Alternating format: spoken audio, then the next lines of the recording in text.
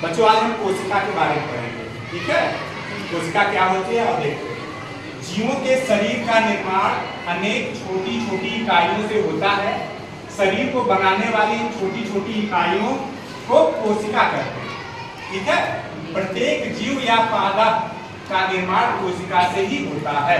प्रत्येक जीवित कोशिका में जीवन की सारी जैविक क्रियाएं जैसे श्वसन, पोषण, उत्सर्जन, वृद्धि आदि अनवरत होती रहती है, ठीक है।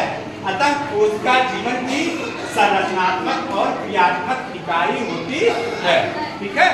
जानते हो प्रत्येक जीव, बेटा शांत रहो, प्रत्येक जीव चाहे वह पादप हो या जंतु हो, उसके शरीर का निर्माण बहुत छोटी छोटी इकाइयों से होता है। जैसे घर का निर्माण ईंटों से होता है ना, वैसे हमारे शरीर, चाहे हम हो, चाहे तुम हो, चाहे पौधे हो, चाहे पेड़ हो, इन सबके शरीर का निर्माण छोटी छोटी इकाइयों से होता है, जिसको कोशिका कहते हैं। क्या कहते हैं? कोशिका। अंग्रेजी में क्या कहते हैं? CELL, सेल, ठीक। कोशिका जीवन की संरचनात्मक और क्रियात्मक इकाई होती है। इसका मतलब प्रत्येक जीवित जंतु यदि वह जीवित है तो उसके शरीर का संपूर्ण निर्माण कोशिकाओं से होता है। और शरीर के अंदर होने वाली संपूर्ण जैविक क्रियाएं, चाहे वह श्वसन हो, चाहे पोषण हो, चाहे उत्सर्जन हो, ये सभी जैविक क्रियाएं कोशिका के माध्यम से ही होती है। इसलिए कोशिका को जीवन की संरचनात्मक माने संरचना और क्रियात्मक माने क्रिया की इकाई माना गया है, ठीक है। कोशिका दो प्रकार की होती है, जंतु कोशिका, पादप कोशिका। जंतु माने जानवरों में पाई जाने वाली कोशिका, जैसे हम और गाय, भैंस, ये सब या जितने भी जानवर हैं। पादप माने पौधों में पाई जाने वाली कोशिकाएं। दोनों कोशिकाएं में थोड़ा थोड़ा अंतर होता है, उसके बारे में हम आगे जानेंगे। यह समझ लो कि सभी जीवित जंतु यदि वह जीवित है तो उसके शरीर का निर्माण कोशिका से ही होता है। यहाँ तक समझो कि अगर हम सुई का नोक जितना छोटा होता है ना, उसको हम चुभोएं तो उसके नीचे सैकड़ों कोशिकाएं आ जाती हैं। कोशिकाएं इतनी सूक्ष्म होती हैं।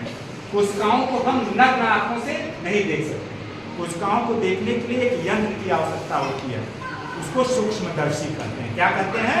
सूक्ष्मदर्शी। देखो, कोशिका दो प्रकार की होती है। कुछ जीवों का शरीर एक कोशिका से बना होता है, जिसे हम नग्न आंखों से नहीं देख सकते। इन्हें देखने के लिए सूक्ष्मदर्शी का प्रयोग करते हैं।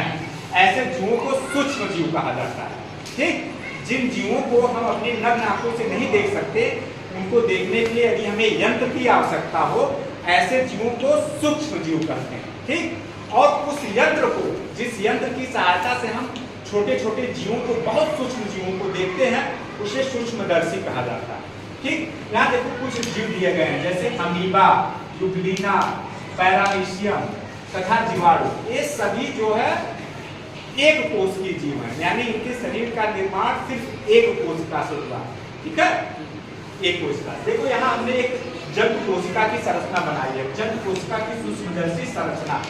कोशिका इतनी छोटी होती है, लेकिन उसके अंदर भी बहुत से छोटे छोटे अंग पाए जाते हैं, जिसको कोशिकांग या सेल ऑर्गेनेल्स कहते हैं, ठीक है। देखो जैसे एक जुड़ा कोशिका, ठीक। कोशिका एक चारों तरफ एक आवरण से ढकी होती है, जिसको कोशिकी कला कहते हैं। इसके अंदर एक तरल पदार्थ भरा होता है। क्या भरा होता है? तरल पदार्थ, जिसको कोशिका द्रव्य कहते हैं, ठीक है। इसके अंदर एक जगह सघन बहुत ही डार्क संरचना एक पाई जाती है, जिसको कोशिका का दिमाग कहा जाता है, ब्रेन ऑफ सेल। कोशिका का दिमाग, कोशिका के अंदर होने वाली संपूर्ण जैविक क्रियाओं का नियंत्रण इसी भाग द्वारा किया जाता है। इसको केंद्रक कहते हैं। केंद्रक के अंदर केंद्रिका पाया जाता है। धागे जैसी संरचना को क्रोमेटिन कहते हैं। कोशिका के अंदर कोशिका द्रव्य खुरदरी अंतःद्रवी जलिका, जिसको एंडोप्लाज्मिक रेटिकुलम कहा जाता है, पाया जाता है।